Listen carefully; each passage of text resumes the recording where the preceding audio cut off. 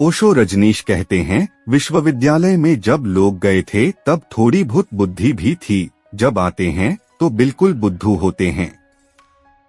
विश्वविद्यालय में जो परीक्षा है वह वमन है, सिर्फ उल्टी है। इसलिए विश्वविद्यालय से कोई समझदार होकर थोड़े ही लौटता है।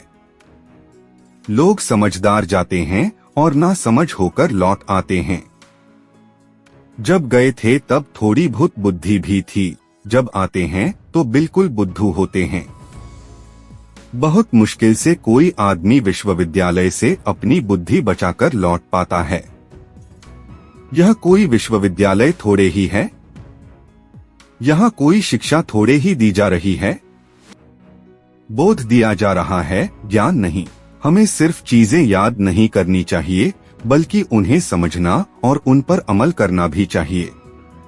संकेत दिए जा रहे हैं, अलार्म बजाया जा रहा है कि जागो।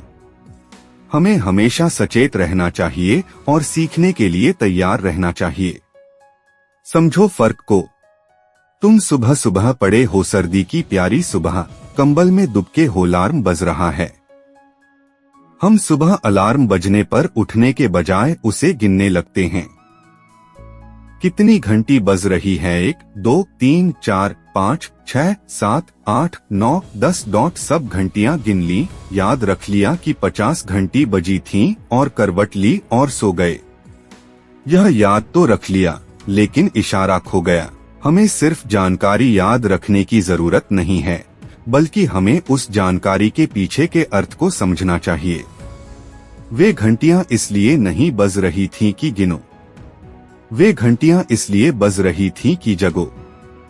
कृपया मेरे चैनल मोटिव MKK को लाइक और सब्सक्राइब करें।